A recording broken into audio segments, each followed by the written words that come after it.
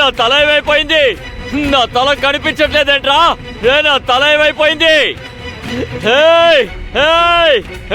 Simba, నా తలని వెతకరా. నా తల ఏమైపోయింది? నా తల ఎక్కడుందిరా? చెప్పండి రా, నా తల ఎక్కడుంది? త్వరగా వెతకండి. నా తల ఎక్కడుంది? ఎక్కడుంది నా తల? ఏమైపోయింది? ఏమైంది? ఏమైందిరా? ఏమైపోయింది? ఏమైపోయింది? అయ్యో బాబా గారు, మీరేం వెతుకుతున్నారు? ఏదైనా పోయిందా? మూర్ఖుడా, నీకు చూపు మందగించిందా ఏంటి? కనిపించట్లేదా నీకు? ఇక్కడ నా మొండెం మాత్రమే ఉంది, తలకాయ లేదు. త్వరగా నా తలకాయ ఎక్కడుందో వెతకండి రా.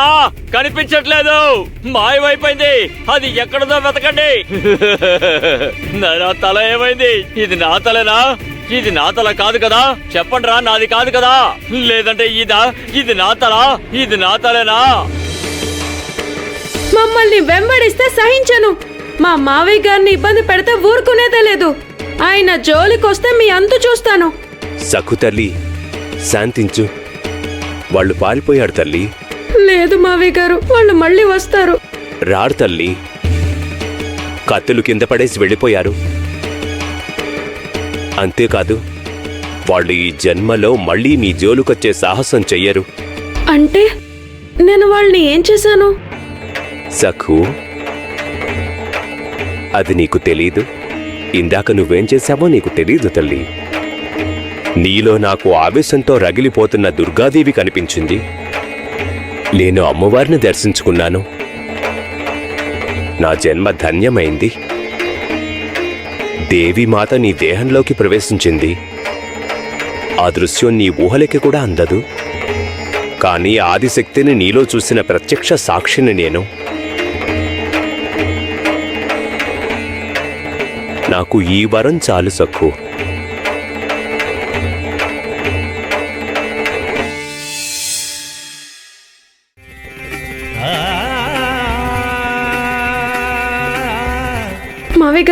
మావయ్య గారు, మీరు ఎందుకు ఇలా చేస్తున్నారు? మీరు పెద్దవారు, పూజ్యనీయులు. నేను చిన్న పిల్లని.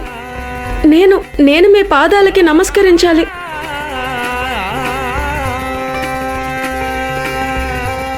లేదు సఖు, ఆ జగదాంబ తన లీలల్ని చూపించటానికి నిన్ను ఆవహించింది. నాకు ఆ దివ్య రూపాన్ని తిలకించే మహద్భాగ్యం నీ వల్ల కలిగింది. నా జన్మ ధన్యమైంది సఖు, ధన్యమైంది. మావయ్య గారు, అసలు జరిగిందేది నాకు గుర్తు రావట్లేదు. కానీ ఒక మధురమైన అనుభూతి కలిగింది. నా పాండురంగడు, రుక్మిణి తల్లి నన్ను హక్కును చేర్చుకున్నట్టు అనిపించింది.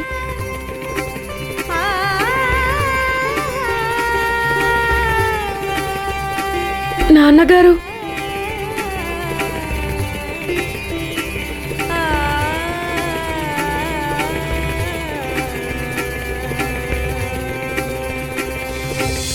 నన్ను నాన్న అని పిలిచి ప్రత్యేక గౌరవాన్నిచ్చావు. నీలాంటి బంగారు తల్లికి తండ్రి అయ్యే భాగ్యం శివప్పకి దక్కింది. మావయ్య గారు, నాకెందుకో చాలా భయం వేస్తుంది. భయపడకు సఖు. జగదాంబని మనసులో స్మరించుకో. ఆ తల్లిని భక్తిగా వేడుకో, మనశ్శాంతిని ప్రసాదించమని.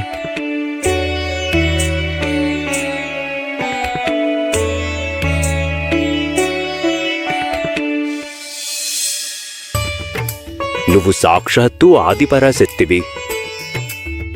నీకు భయమేంటి తల్లి? నువ్వు ఎవరివో నీకు తెలియడం లేదు. నీ వల్ల నాకు అమ్మవారి దర్శన భాగ్యం కలిగింది.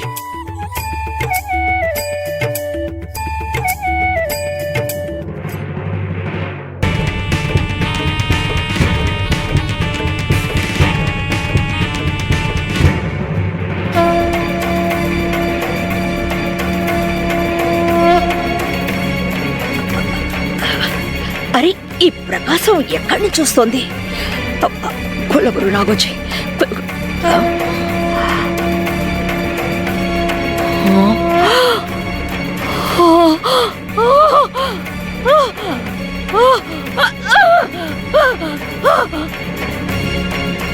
ఏంటిది?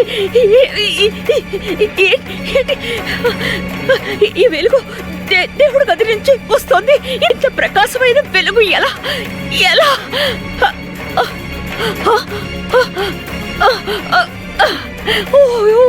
దిగు యమునా, దిగు యమునా, ఎక్కడున్నారు? అమ్మా, త్వరగా రండి. అమ్మా, అరే ఏమైందమ్మా?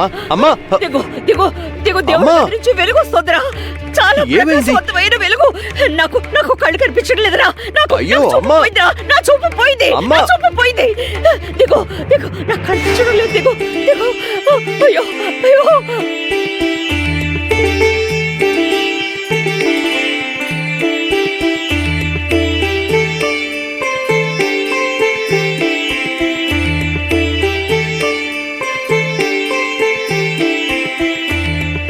మంచితనానికి ప్రతిరూపమైన ఈ అమాయకురాల్ని ఆదిశక్తి ఆవహించింది.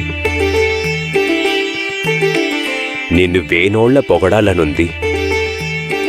అసలు నువ్వు నా కూతురువా, కోడలివా, అన్యం పుణ్యం ఎరుగని చిన్నారి సఖువా, లేక దుష్టులని అంతమొందించే ఆదిపరాశక్తివా? నా జన్మ ధన్యమైంది, ధన్యమైంది తల్లి, ధన్యమైంది.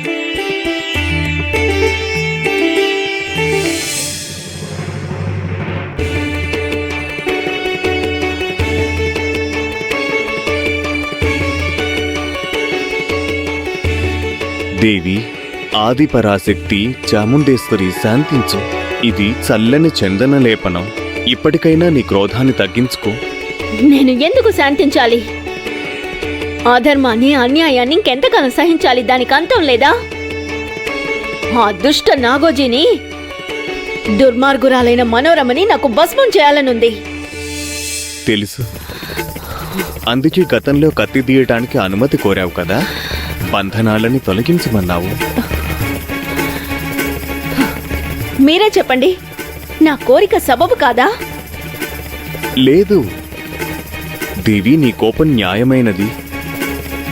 ఆ క్షణంలో నీకు ఆ విధంగా అనిపించటం సహజమే.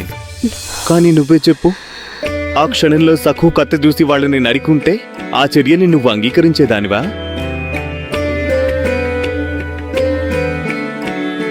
దేవి, నువ్వు సఖుకి ఖడ్గాన్ని చేతబట్టే శక్తినిచ్చావు, అన్యాయాన్ని ఎదిరించే ప్రేరణని ఇచ్చావు.